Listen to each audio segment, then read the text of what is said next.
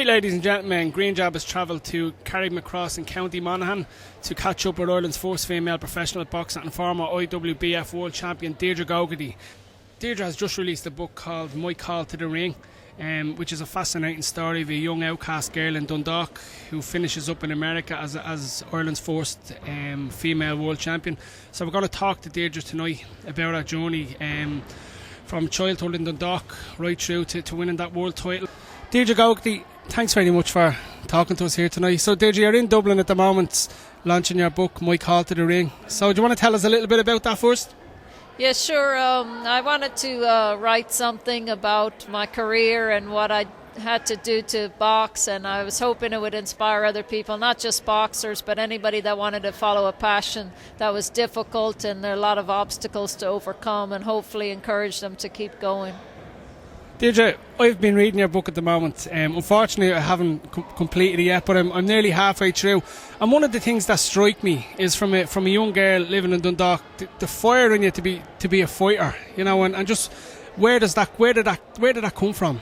Well, that's a good question. I didn't have anybody in my family that even liked boxing, so I'm not really sure where it came from, but I just fell in love with it. I started seeing clips of Jack Dempsey when I was 11, and he just captured my imagination. So I'm not sure quite where it came from, but it certainly was a very hot fire. It took me a long way. I know when you look back through some of the greats of boxing, world boxing, you'll see that a lot of time they've difficulties growing up, and that sometimes, you know, drives them on. And from reading your book, that was the case with yourself. Right, I was youngest of 7 children, but I was actually quite lonely growing up because all my siblings had moved away, and the brother next to me is autistic, so I didn't really have a lot of companionship, and my parents' marriage was falling apart, so I was very depressed, and boxing actually saved my life literally because it gave me something to encourage me and make me feel good and kind of a goal to strive for, make life worth going on with. So obviously there was them difficulties, then you chose boxing, and that presented a number of new difficulties to you in that women's boxing in Ireland was illegal, you know, so there was a struggle there. So, you know, talk us through that struggle early on before you left to go to, well, you went to London first and then to America.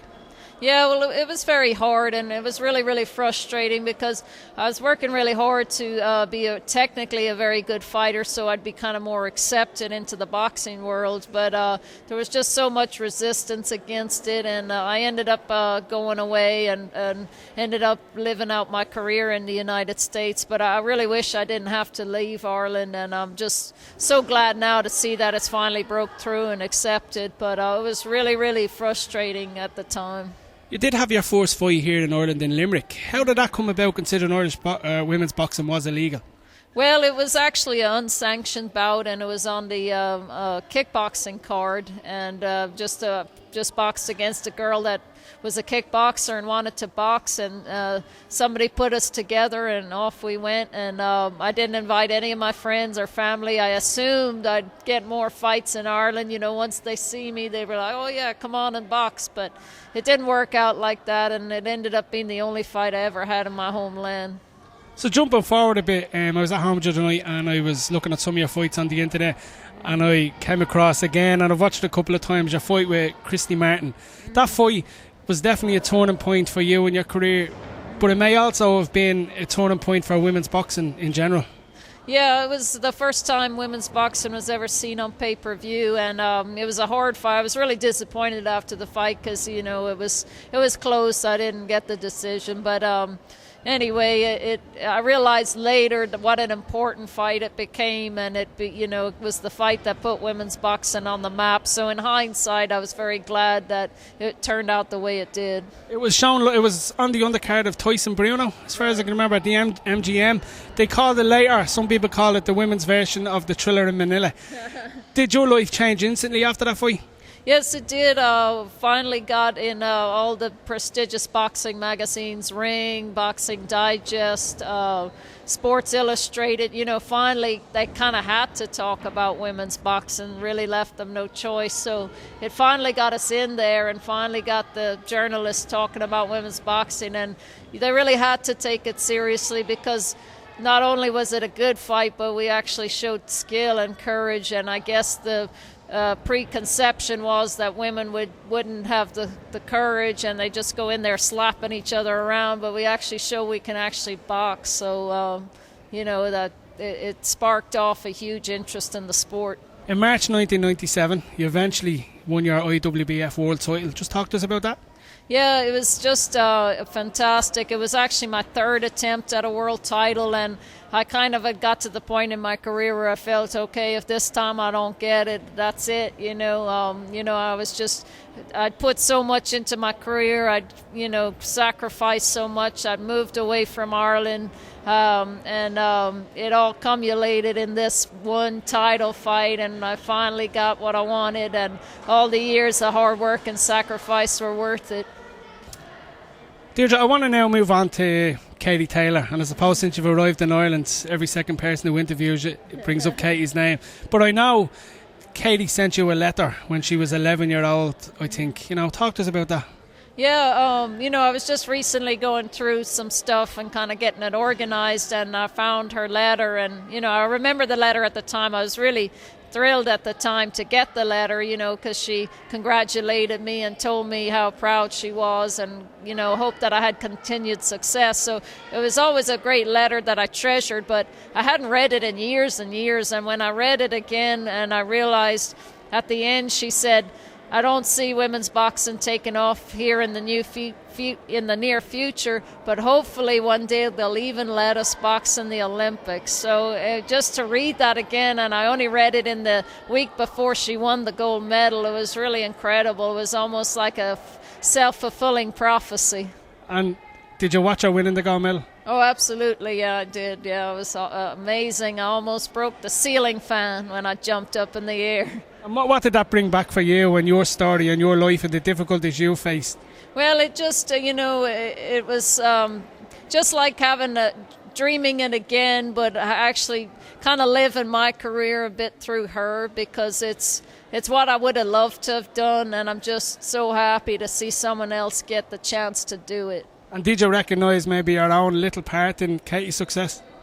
Well, I don't know. I sure hope so. I hope all that suffering wasn't for nothing. Now, I suppose, Deirdre, what faces Katie is whether to stay as an amateur. She has won everything that she can win in the amateur game. So that the decision for her is to turn professional. You've come right through, years and years of fighting as a professional in a, what is a patriarchal kind of world of boxing. What would your advice be to Katie?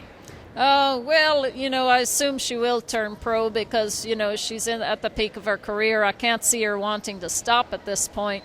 And to take it to the next level would be to go pro and go for the world title.